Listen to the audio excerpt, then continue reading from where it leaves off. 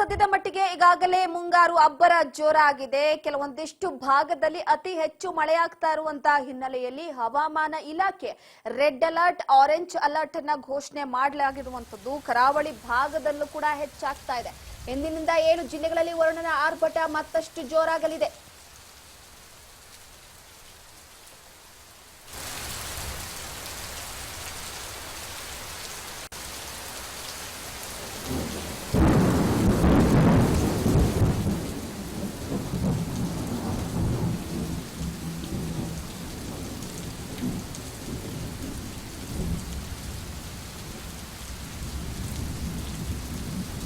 ಇಂದಿನಿಂದ 7 ಜಿಲ್ಲೆಗಳಲ್ಲಿ ವರುಣನ ಆರ್ಭಟ ಮತ್ತಷ್ಟು ಜೋರಾಗಿದೆ. ಉತ್ತರ ಕನ್ನಡ, ದಕ್ಷಿಣ ಕನ್ನಡ, ಉಡುಪಿ, ಶಿವಮೊಗ್ಗ, ಹಾಸನ, ಚಿಕ್ಕಮಗಳೂರು ಜಿಲ್ಲೆಗಳಲ್ಲಿ ಆರೆಂಜ್ ಅಲರ್ಟ್ ಅನ್ನ ಘೋಷಣೆ ಮಾಡಲಾಗಿದೆ.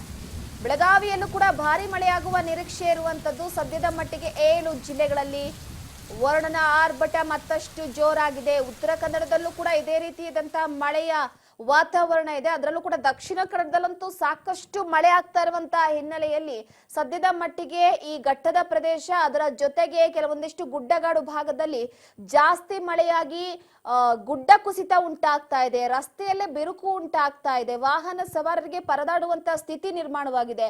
ದೇವಸ್ಥಾನಗಳಿಗೆ ನೀರು ನುಗ್ತಾ ಇದೆ. ರಸ್ತೆಯೆಲ್ಲ ಕೂಡ ನದಿಯಂತಾಗಿ ಹೋಗಿದೆ. ಉಡುಪಿ, ಶಿವಮೊಗ್ಗ, ಕರಾವಳಿನ ಶಿವಮೊಗ್ಗದಲ್ಲಿ ಹೇಳೋದೇ ಬೇಡ, ಮಲೆನಾಡು ಭಾಗ ಜೋಗ ಅಂತೂ ಮೈದುಂಬಿ ಹರಿತಾ ಇದೆ. ಪ್ರವಾಸಿಗರನ್ನ ತನ್ನತ್ತ ಕೈ ಬೀಸಿ ಸೆಳೀತಾ ಇದೆ. ಇಂತಹ ಸಂದರ್ಭದಲ್ಲಿ ಅಲ್ಲಿ ಅತಿ ಹೆಚ್ಚು ಮಳೆ ಆಗ್ತಿರೋದ್ರಿಂದ ಆರೆಂಜ್ ಅಲರ್ಟ್ ಅನ್ನ ಕೂಡ ಘೋಷಣೆ ಮಾಡಲಾಗಿದೆ ಹವಾಮಾನ ಇಲಾಖೆಯಿಂದ. ಇನ್ನ ಕೆಲವೊಂದಿಷ್ಟು ಹಾಸನದಲ್ಲೂ ಕೂಡ ಅತಿ ಹೆಚ್ಚಾಗಿ ಮಳೆ ಆಗ್ತಾ ಇರುವಂತದ್ದು. ಚಿಕ್ಕಮಂಗ್ಳೂರಿನಲ್ಲೂ ಕೂಡ ಇದೇ ರೀತಿ. ಯಾಕಂದ್ರೆ ಮಲೆನಾಡು ಭಾಗದಲ್ಲಿ ಪ್ರತಿ ಬಾರಿ ಕೂಡ ಮುಂಗಾರು ಆರಂಭ ಆಯ್ತು ಅಂತಂದ್ರೆ ಅತಿ ಹೆಚ್ಚಾಗಿ ಮಳೆಯ ಆರ್ಭಟ ಕೂಡ ಜೋರಿರುತ್ತೆ. ಆ ಹಿನ್ನೆಲೆಯಲ್ಲೇ ಚಿಕ್ಕಮಂಗ್ಳೂರು, ಹಾಸನ ಜಿಲ್ಲೆ ಸೇರಿದಂತೆ ಕೆಲವೊಂದಿಷ್ಟು ಕಡೆ ಆರೆಂಜ್ ಅಲರ್ಟ್ ಅನ್ನ ಘೋಷಣೆ ಮಾಡಲಾಗಿದೆ.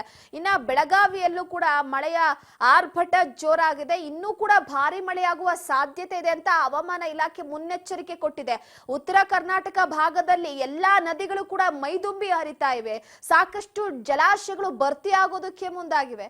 ಸೊ ಈ ಹಿನ್ನೆಲೆಯಲ್ಲಿ ಒಳಹರಿವು ಜೊತೆಗೆ ಹೊರಹರಿವು ಕೂಡ ಜಾಸ್ತಿ ಆಗ್ತಾ ಇದೆ. ಕೆಲವೊಂದಿಷ್ಟು ನದಿಗಳನ್ನ ಗಮನಿಸುವಂತದ್ದಾದ್ರೆ ಕೃಷ್ಣ ಆಗಿರ್ಬೋದು, ಅದ್ರ ಜೊತೆಗೆ ಭದ್ರಾ, ತುಂಗಭದ್ರಾ ಇವೆಲ್ಲವೂ ಕೂಡ ಸಾಕಷ್ಟು ರೀತಿಯಲ್ಲಿ ಈ ಹಿಂದೆ ಕುಡಿಯೋದಕ್ಕೂ ಕೂಡ ನೀರಿರಲಿಲ್ಲ. ಜಲಾಶಯ ಭರ್ತಿಯಾಗಿ ಜಲಾಶಯದಲ್ಲಿರುವಂತ ನೀರೆಲ್ಲವೂ ಕೂಡ ಖಾಲಿ ಆಗ್ತಿದೆ ಅಂತ. ಈಗ ಜಲಾಶಯ ಭರ್ತಿಯಾಗಿ ಒಳಹರಿವಿಗಿಂತ ಹೊರಹರಿವು ಜಾಸ್ತಿ ಆಗ್ತಿದೆ. ಸೊ ಈಗ ಹವಾಮಾನ ಇಲಾಖೆ ಇದೆಲ್ಲವನ್ನ ಕೂಡ ಗಮನದಲ್ಲಿಟ್ಟುಕೊಂಡು ಆರೆಂಜ್ ಅಲರ್ಟ್ ಘೋಷಣೆ ಮಾಡಲಾಗಿದೆ. ಕೆಲವೊಂದಿಷ್ಟು ಸೇತುವೆಗಳು ಮುಚ್ಚಿ ಹೋಗಿದೆ. ವಾಹನಗಳು ಈ ತರ ನೋಡಿ ಅಲ್ಲಿ ನೀರಿನಲ್ಲಿ ಅದೇ ರೀತಿಯಾಗಿ ಸಿಕ್ಕಾಕೊಂಡ್ಬಿಟ್ಟು ಏನ್ ಮಾಡ್ಬೇಕು ಅಂತ ಗೊತ್ತಾಗಲ್ಲ. ರಸ್ತೆ ತುಂಬೆಲ್ಲ ಕೂಡ ನೀರು ಹರಿದು ಹೋಗ್ತಾ ಇದೆ. ಇದರಿಂದ ವಾಹನ ಸವಾರರು, ಅಲ್ಲಿನ ಸ್ಥಳೀಯರು ಎಲ್ಲರೂ ಕೂಡ ಪರದಾಡುವಂತಹ ಸ್ಥಿತಿ. ಮಲೆನಾಡು ಭಾಗದಲ್ಲಂತೂ ಕೇಳೋದೇ ಬೇಡ. ಬೆಳಗ್ಗೆಯಿಂದ ಧೋ ಅಂತ ಸುರಿತಾನೆ ಇರುತ್ತೆ. ಮಳೆ ಕಡಿಮೆ ಆಗೋದೇ ಇಲ್ಲ. ಮುಂಗಾರಾಗ್ಲಿ ಹಿಂಗಾರಾಗ್ಲಿ ಮಳೆ ಬಂತು ಅಂತಂದ್ರೆ ಈ ಕರಾವಳಿ ಭಾಗ, ಮಲೆನಾಡು ಭಾಗ ಆಲ್ಮೋಸ್ಟ್ ಇದೇ ತರದ ಪರಿಸ್ಥಿತಿಯಲ್ಲಿ ಉಂಟಾಗುವಂತದ್ದು. ಜನರು ಈ ಮಳೆಗೆ ಹೈರಾಣಾಗಿ ಹೋಗ್ತಾರೆ. ಅಂದ್ರೆ ಅವ್ರಿಗೇನಿದೆ ಹೊಸ್ತಲ್ಲ ಈ ರೀತಿ ಅನುಭವಿಸುವಂತದ್ದು. ಇದಕ್ಕಿಂತ ಹೆಚ್ಚು ಮಳೆ ನೋಡಿರ್ತಾರೆ. ಆದ್ರೆ ಸದ್ಯದ ಪರಿಸ್ಥಿತಿಯನ್ನ ಗಮನಿಸುವಂತದ್ದಾದ್ರೆ ಅತಿ ಹೆಚ್ಚು ಮಳೆ ಆದ್ರೆ ಅಲ್ಲಿ ಪಾಪ ಜನಜೀವನ ಅಸ್ತವ್ಯಸ್ತವಾಗುತ್ತೆ. ಎಲ್ಲವೂ ಕೂಡ ಹದಗೆಟ್ಟು ಹೋಗುತ್ತೆ. ಕೆಲವೊಂದಿಷ್ಟು ಜನ ಮನೆಗಳನ್ನ ಕಳೆದುಕೊಳ್ತಾರೆ. ಮನೆ ತುಂಬೆಲ್ಲ ನೀರ್ ಬಂದ್ಬಿಡುತ್ತೆ. ತಗ್ಗು ಪ್ರದೇಶದಲ್ಲಂತೂ ಕೆರೆ ಅಂತಾಗಿ ಹೋಗ್ಬಿಡುತ್ತೆ ಎಲ್ಲ ರಸ್ತೆಗಳು ಕೂಡ. ಈ ಹಿನ್ನೆಲೆಯಲ್ಲಿ ಜನರು ಇಂತಹ ಸಂದರ್ಭದಲ್ಲಿ ಪರದಾಡುವಂತದ್ದು ಕಾಮನ್ ಕೂಡ. ಈಗ ಗಂಗಾವಳಿ, ಕೆಲವೊಂದಿಷ್ಟು ನದಿಗಳು ಈಗಾಗಲೇ ತುಂಬಿ ಹರಿತಾ ಇರುವಂತಹ ಹಿನ್ನೆಲೆಯಲ್ಲಿ ಸೊ ಹವಾಮಾನ ಇಲಾಖೆ ಕೂಡ 7 ಜಿಲ್ಲೆಗಳಿಗೆ ಈಗಾಗಲೇ ಆರೆಂಜ್ ಅಲರ್ಟ್ ಅನ್ನ ಘೋಷಣೆ ಮಾಡಿದೆ. ಇನ್ನೂ ಕೂಡ ಭಾರಿ ಮಳೆ ಆಗುವ ಸಾಧ್ಯತೆ ಇದೆ ಅಂತ. ಸೊ ಕಾದ್ ನೋಡ್ಬೇಕಾಗಿದೆ. ಮುಂದಿನ ದಿನಗಳಲ್ಲಿ ಮತ್ತಷ್ಟು ಮಳೆ ಜೋರಾದ್ರೆ ಪರಿಸ್ಥಿತಿ ಯಾವ ರೀತಿ ಇರುತ್ತೆ, ಹೇಗಾಗುತ್ತೆ ಅಂತ ಸದ್ಯದ ಮಟ್ಟಿಗೆ.